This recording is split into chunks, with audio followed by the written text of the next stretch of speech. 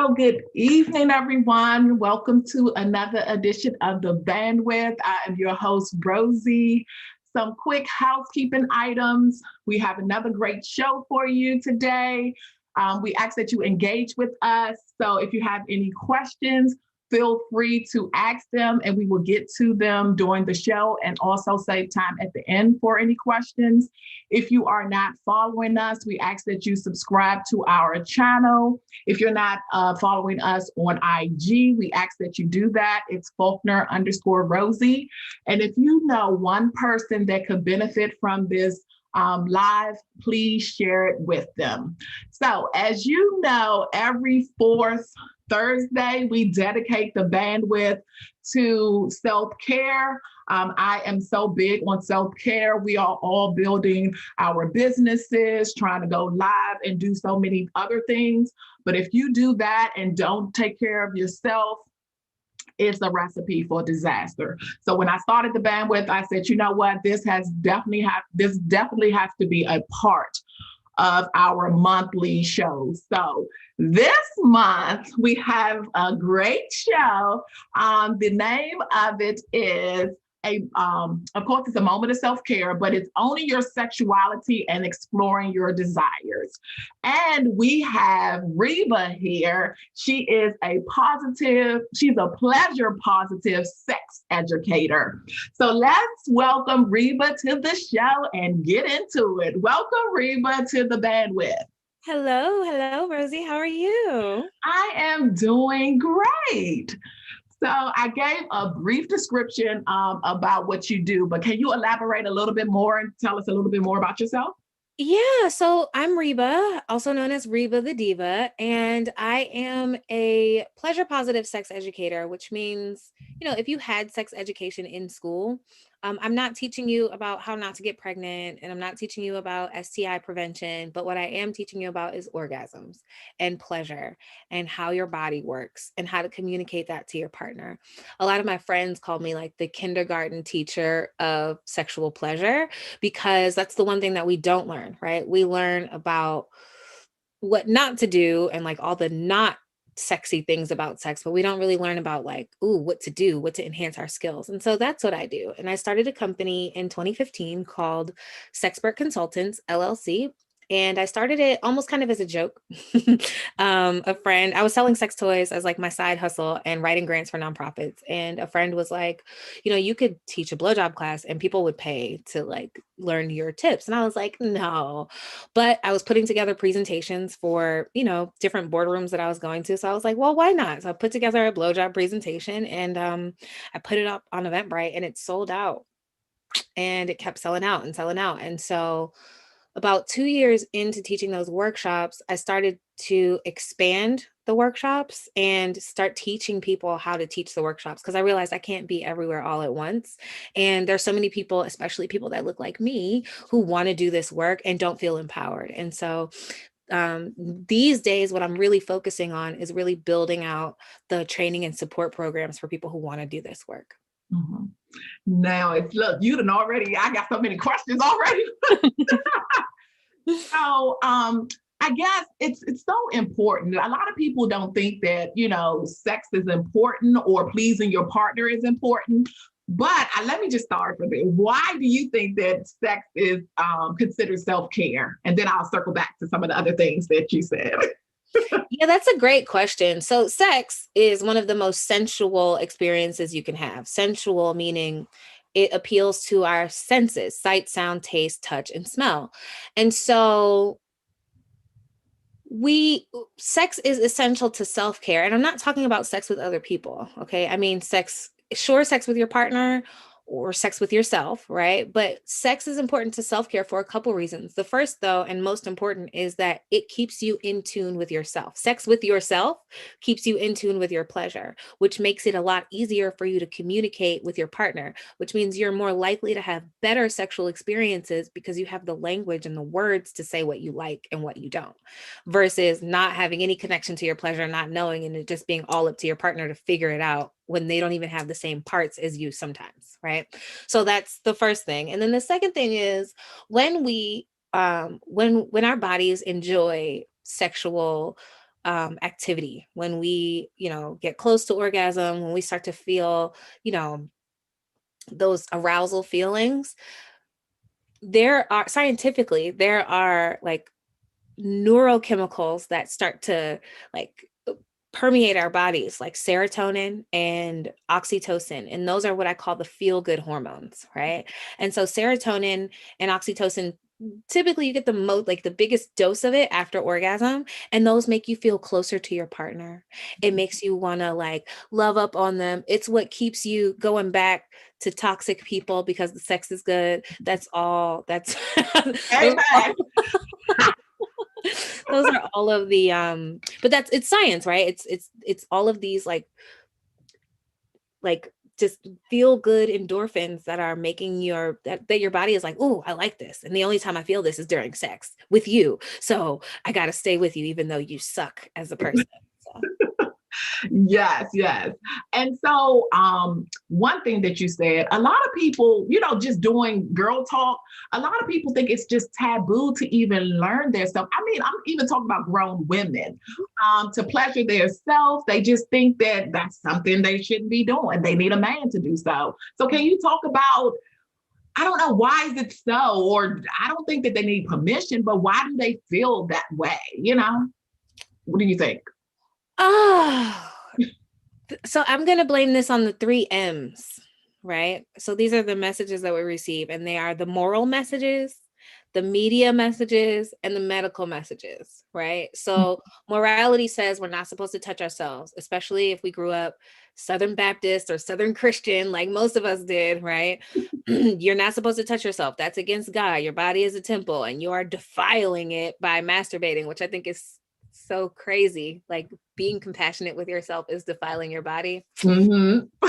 I'm gonna keep my mouth shut because my granddaddy is a pastor, so but yeah, so we taught, so the moral messages that we receive, like from our family and from churches, and then we have the media that tells us, okay, well, there's a certain way to be sexual and a certain way to not be sexual, and especially as Black people, right, we are hypersexualized. So when you're over sexualized in the media, it's like at home respectability comes in, and it's like, no, no, no, you can't be like that, good girls don't act like that, right? Which is why everybody's so outraged about Megan and Cardi. So, and then the third message is the medical message, and this is a message that really comes. Actually, I was going to say that comes later, but no, it's that comes now, because I see a lot of like teenage women who are like, I want to get labiaplasty because my doctor said my labia are too long, or my gynecologist said, hey, if you think that doesn't look good, I can fix that. And these are the messages that we're receiving, that we should be shamed about our bodies. We should be shamed about wanting pleasure, and we should be shamed about having sex. And when there's all that guilt and shame around your pleasure, then of course it becomes something you don't talk about and something that you really don't even have access to. Which, when you start to really dissect the power that we have inside of all of that, makes a lot of sense. That's kind of the point. They want us to be separated from the power that we feel when we can own our sexuality. Yeah, yeah. And I agree. And I just hope, more women get in tune to, because it's never too late to learn your own body. I don't care how old you are. So I just hope that they get, familiar with masturbation. Now, to circle back with what you said when you first started about like just even learning how to please your partner with the blowjobs and starting with the workshop. I know that you were surprised that you got, sold out all the time. But, I'm so happy that women want to please their partners. Why did you find that so, astonishing when you first started? Well, because I just didn't. So I live in DC, right? And so DC is like this button up conservative town, although it's not. Like, I know that it's not at I'm all. a native. It's not. Right. It's not at all. In fact, one of the largest kink conferences in the nation is held in DC every year. I didn't know that until I became a sex educator. But that just underscores that there's a lot of like kinkiness and like sexual exploration happening even in the especially in the most conservative cities, right? um because I think about like the Bible Belt, where the southern states. Do you know that they have the highest number per capita of sex toy stores and No. sales? Yeah. So that's a thing to consider.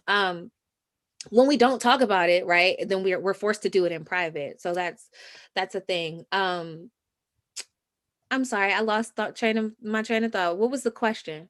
Why were you surprised Oh, that more women wanted to, your blowjob class is sold out? yeah, well, I was surprised that people wanted to talk about this in an open public forum. Like, I was doing these classes not in my home, not in a private space. I was doing them in a conference room at a WeWork in Chinatown. So like, and they're glass conference rooms. Now I would pull the shades, but like, I just thought that I didn't think that people, I don't know, I just didn't realize how much of a need there was for this information until people needed it. And I was the only one for a long time. I was the only person in DC doing regular blowjob classes. So Wow.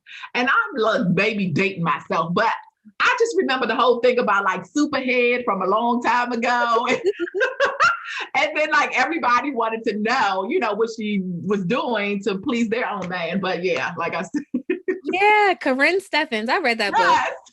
I read that book when I was in high school. And I remember being like, she's sitting on something here. Like, Mhm. Yes, yes. Now, how can people define their own sexuality apart from outside of influences?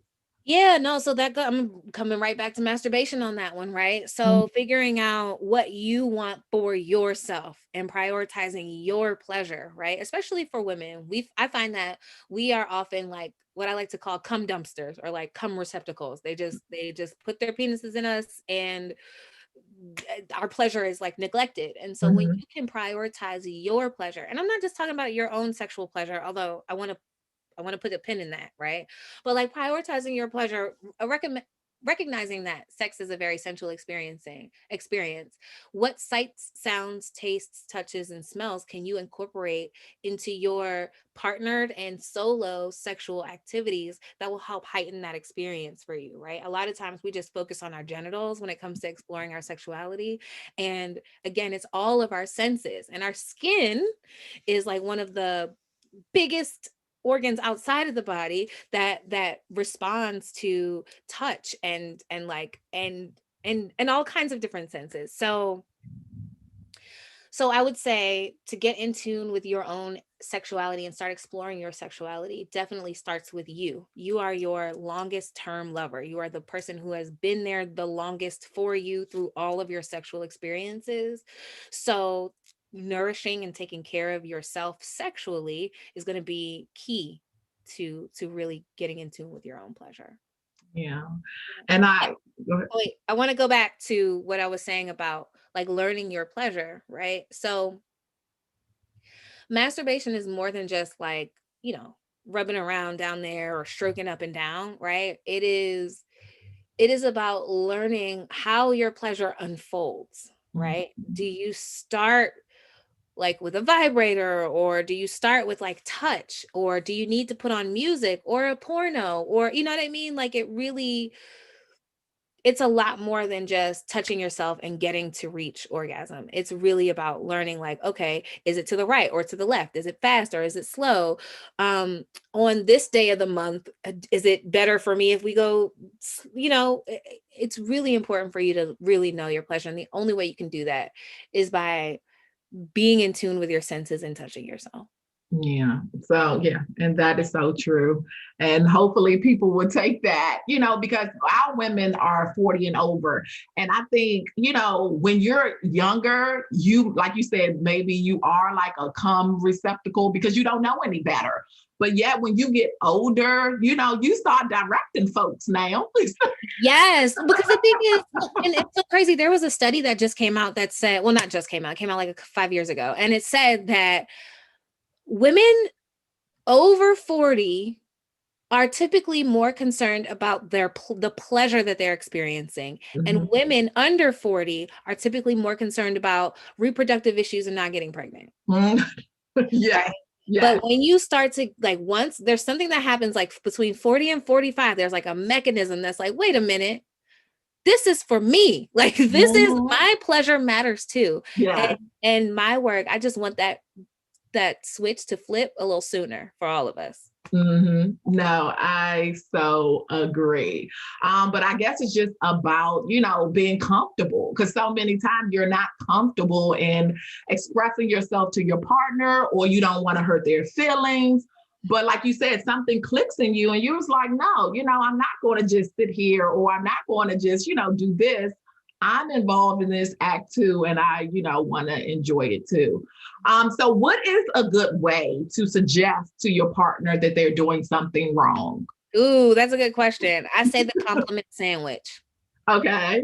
Okay, so compliment sandwich. Compliment thing they're doing wrong.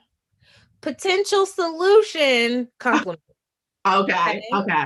So let's say your partner doesn't go down on you long enough and you want to say, hey, look, it takes me 20 minutes to reach orgasm. So I need you to be a little down there a little longer, sir. Okay. So you say, oh, baby, I love it when you give me head. It feels so good, especially when you do that thing to the right on my clit. Oh man, it feels really great.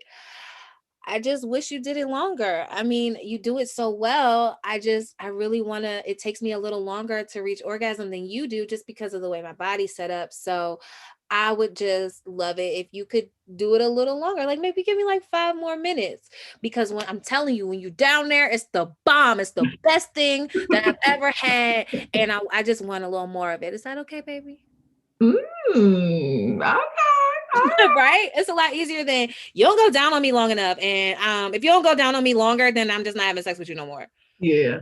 Yeah. I always say it's always what you say. You can say whatever you want to me. It's just how you say it. You have to be, gentle with certain topics. Mhm. So I definitely agree. I agree with that. Especially if you're a heterosexual woman and you're dealing with a man, and men's egos are super fragile. So Mhm. the compliment sandwich works really well for me. Yeah.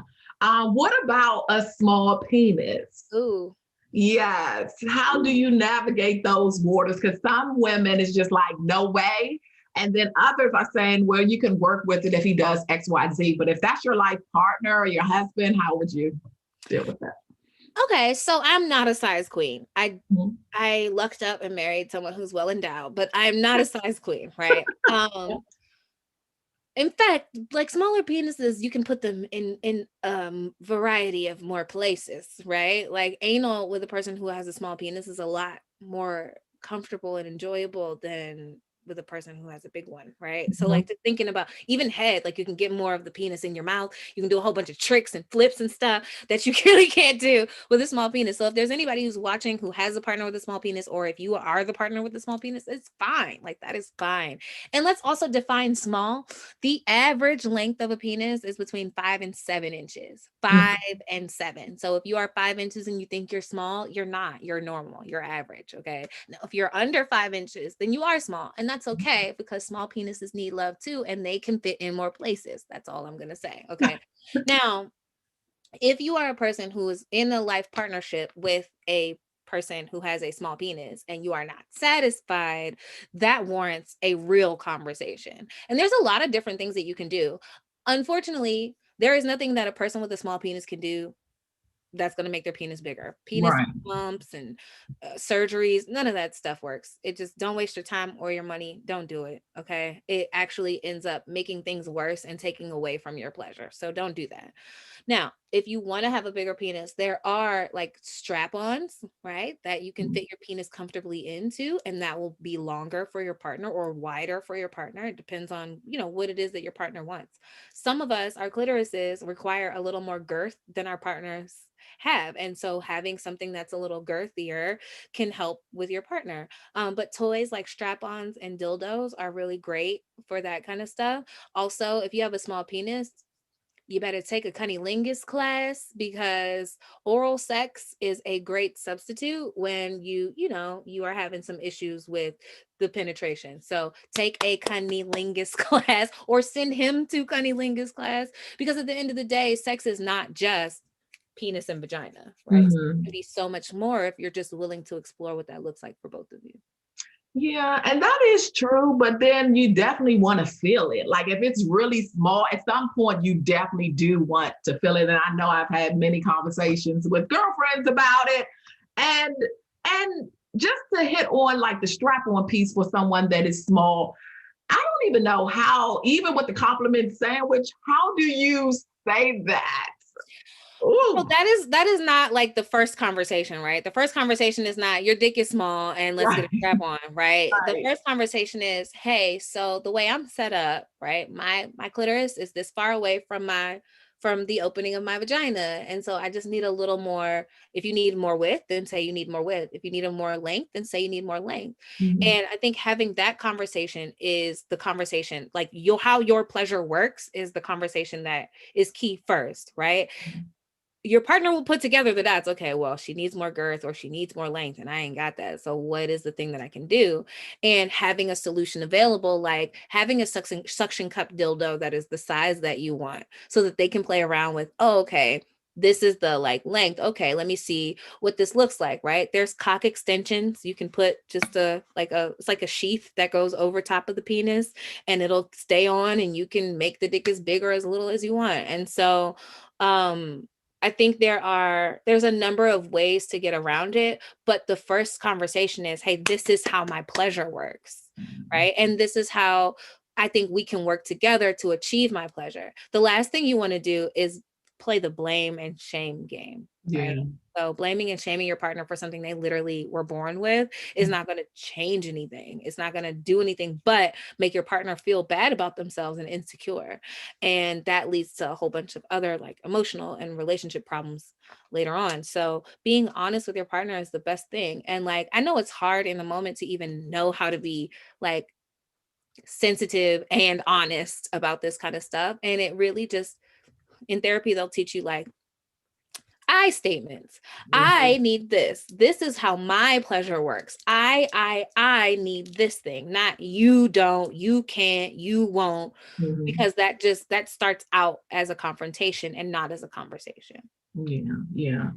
Um, how do what other like classes or things do you need to be mindful of to excite things in the bedroom with your partner? Yeah, so I can tell you the classes that we offer. So we offer oral sex classes for both sexes. So I'm sorry, for all sexes, but for male and female bodies. So fellatio and cunnilingus workshops. We also have a couples pleasure mapping workshop, which helps couples have the conversations that we're having right now, right? Like I go through a list of sexual activities, anal sex, oral sex, threesomes, vibrators, sex toys, butt play, that kind of stuff. And we both partners say yes, no, maybe, or this is just a fantasy of mine. People don't sit down and say, okay, is this the thing you want to do? Is this the thing you want to do? So we do that with the couples pleasure mapping class, and we also help them create these little maps. These are like visual blocks of like their ideal pleasure experience, so that it's not a shameful conversation. It's a exploration conversation. It's like, oh, you like that? I like that too. Oh, you're into bondage? I'm into bondage too. Oh, you want to be spanked and gagged? Me too. Let's do this, right? So because people don't, like you said, that people don't have these conversations, so sometimes they need a facilitator, and I love to be that for folks. Yeah. Do you find that it's helpful, or what about it's some people have their boundaries. Like it may not, I'm not doing anal sex or I'm not, doing bondage. How do you navigate that with like a boyfriend versus a husband? So one thing that people don't understand is that boundaries evolve, right? A boundary is not like set in stone. They're not written in, like it's not like a thing you can't, like they get bigger and they get smaller as our level of comfort and trust grow with folks, right? So the boundaries that are drawn when y'all are dating are different boundaries 10 years when you're married and 10 years when you've been 10 years married. Like there's just pleasure evolves and so do boundaries. That's the first thing, right? The second thing is navigating with a boyfriend or a girlfriend and versus a long-term like committed partner, like lifelong partner, is you have the option to walk away, right? You can decide, okay, is this boundary a deal breaker for me, right? That's why I love dating, because it was opportunities to draw boundaries everywhere. I jump at the opportunity to draw a boundary now because it's like, okay, well, this is what I like and I don't want this. So we're in this box right here, right? Mhm, mhm, So, um, so with that said, I think it's important for us to to draw boundaries, right? We don't sometimes in most times in sex, because we haven't talked about it or thought about it or considered our pleasure, we don't have boundaries. So when someone comes up to us and is like, "Can I pee in your mouth?" It's like, "Oh, wait a minute. I should have drawn a boundary here." Like, You caught me off guard. Like my mouth is open, but not for the pee. right, not for that reason. So yeah, so I think what's cool about like boyfriend girlfriend relationships is that you have an opportunity to like find out what your deal breakers are and walk away. But in a committed relationship, you kind of have to know what your deal breakers are before you get into that relationship. And if you find that there's a deal breaker line, that like boundary that has been crossed in your marriage, then that is it's a lot harder, right? To walk away. These are conversations that really need to be had about like, how are we going to get past this, because this is a thing that we didn't talk about and we should have. Yeah, yeah. What is the biggest misconception about anal? Is that it hurts. That are okay. Mm-hmm. Anal's not supposed to hurt. Sex is not supposed to hurt ever, but anal's not supposed to hurt either. Yes, it'll be pressure. Yes, there will be some discomfort as things move through the sphincters back there, but it shouldn't hurt. It should not be painful. You should not like be walking funny after. No, that is not how proper anal works. And I think that also comes from the misconception that if you've never had anal before and you try it for the first time, that it's going to look like this. Mm. It's not. It's just if it's been exit only your whole life and you're trying to get entrance for the first time, it's going to look like this. And then the second time it's going to look like this. And then the third time it's going to look like this. Uh-huh. And it might not be till the 10th time that you're able to go to Pound Town. So so that is I think the number one misconception is that it hurts. It doesn't. It shouldn't. Yeah.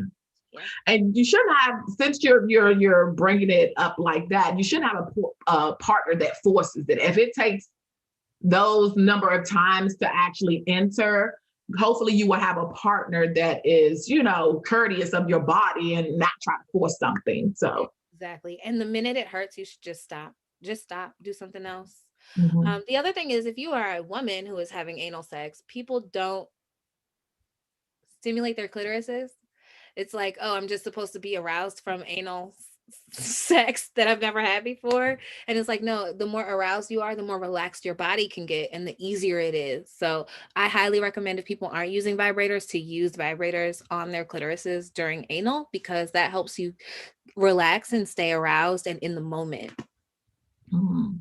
Now, how important is trying different positions with your partners?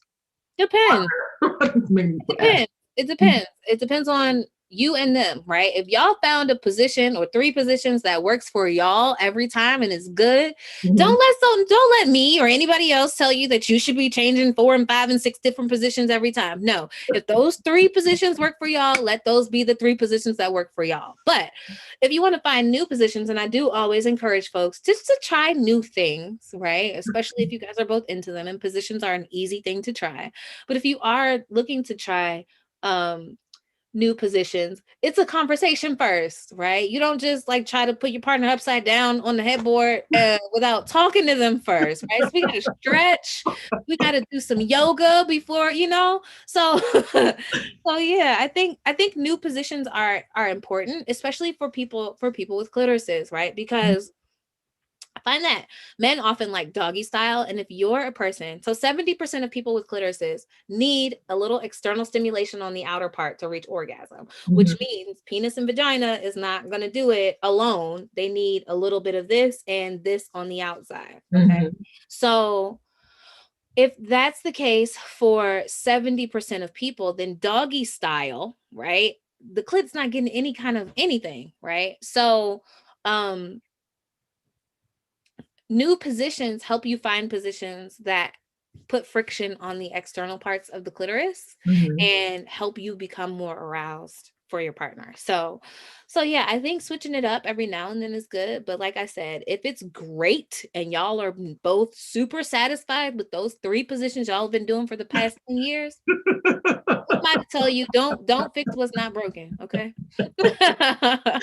Yeah. So to continue on with your point about, I think you just said 70% of women that basically can't get stimulation or can't orgasm. I guess how am I saying that? I guess can't orgasm without the stimulation of the clitoris.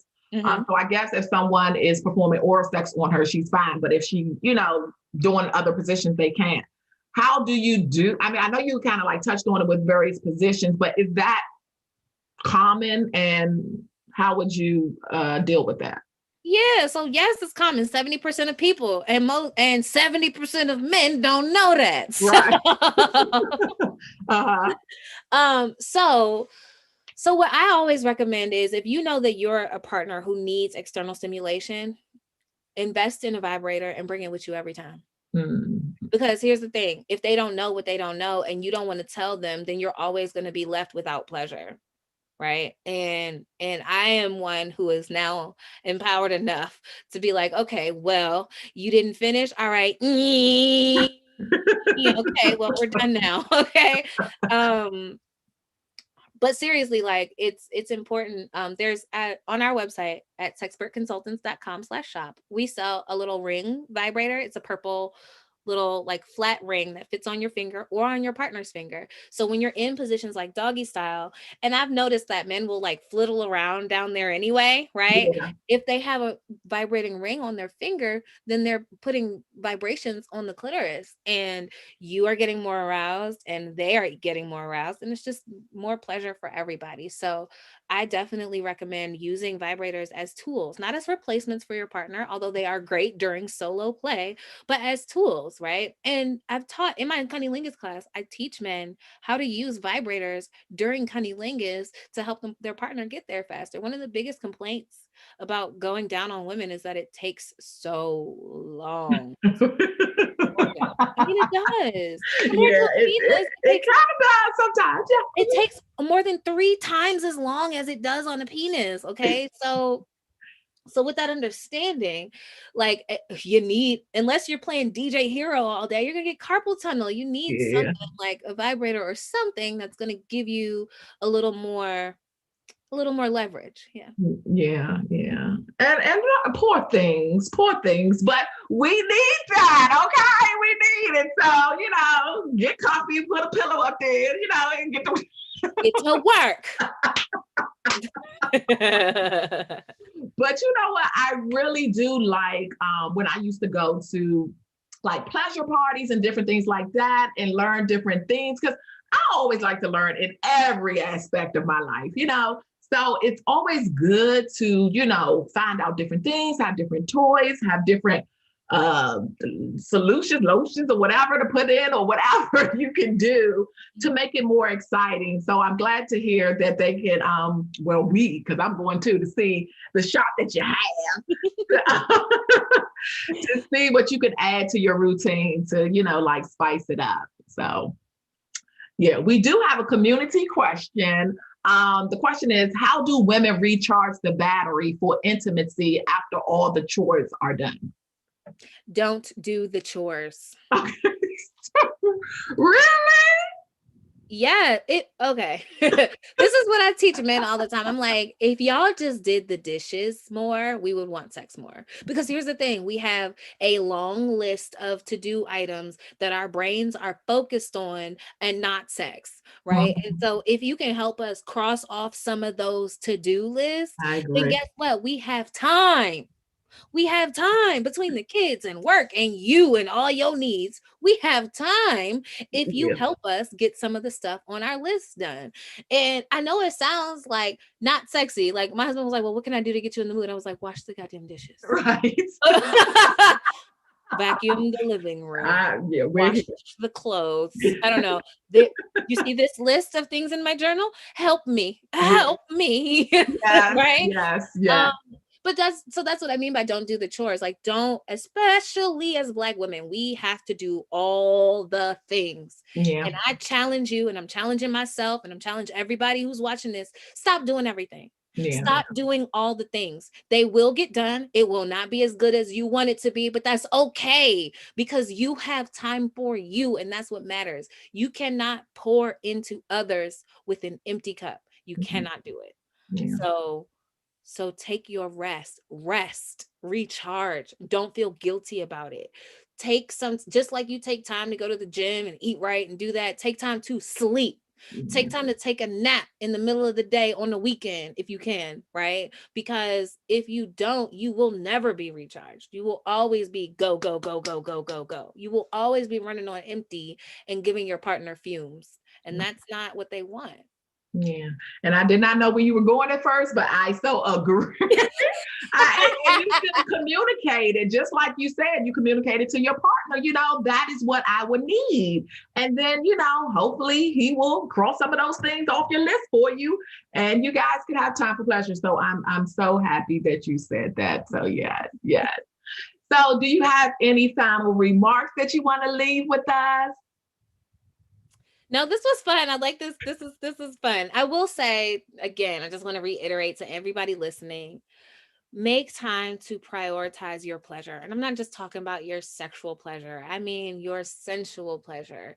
Make time to like stop and smell the roses or to watch your favorite movie or to really lotion yourself down with some expensive Clinique lotion, or you know what I mean, like really treat yourself because you deserve it. And I know that like a lot of times, especially for sexuality, our self-worth is caught up in our desire, right? So when we don't feel worthy, when we don't feel deserving, then we don't want, right? And I want for us to change that narrative for ourselves and start to like prioritize self-care and sensuality because we deserve it, right? Because so many forces are at play in this world to steal and oppress our joy and our pleasure. So we wholeheartedly, 100% every day of the week, every minute of the day deserve it. Yeah. I so agree with you. So what's next for you?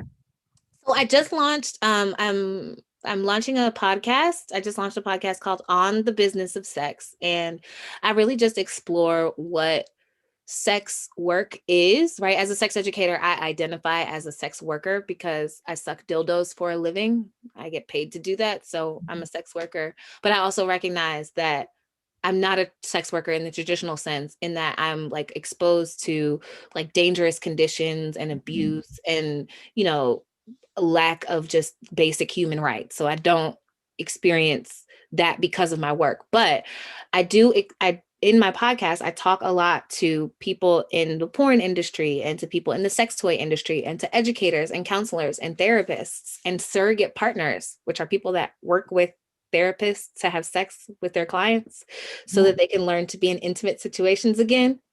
Right. Didn't even know that was part of like this industry that I'm in. And so I got to interview a whole bunch of people, and to learn like what is sex work, what is sex adjacent work, what does it mean to work in the sex industry, why do people choose this work, what kind of training did they get, what kind of obstacles they face, and then what's up next. So that's all season 1. It'll start dropping next month, but the trailer is out now. So Oh, I will definitely be tuning in. And sis, look, I'm in DC too. What about your classes? Do you still do them or what?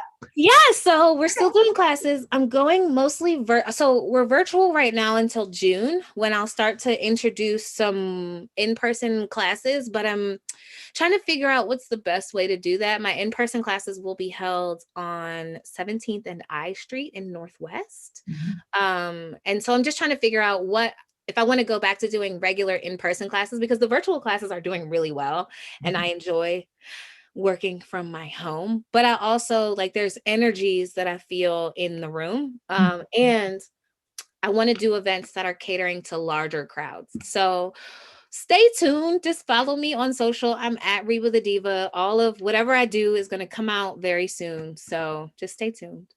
Okay. And that was going to be my last question. How can people stay connected? So you already hit it. So thank you so much, Reba. I know that this is so beneficial. Look, I learned stuff and I know it's good for the community, and I will definitely continue to educate myself. So appreciate you being on, and thanks for coming and stopping by.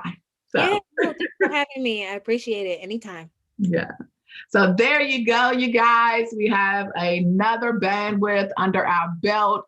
If you know of one person that could benefit from this live, please share it with them. Also, again, if you're not following us, please hit that subscribe button and also hit that like, the thumbs up to let YouTube know that you're enjoying this content. Lastly, if you're not following us on IG, please do so. And we will see you next week with another episode of The Bandwidth. So, bye-bye.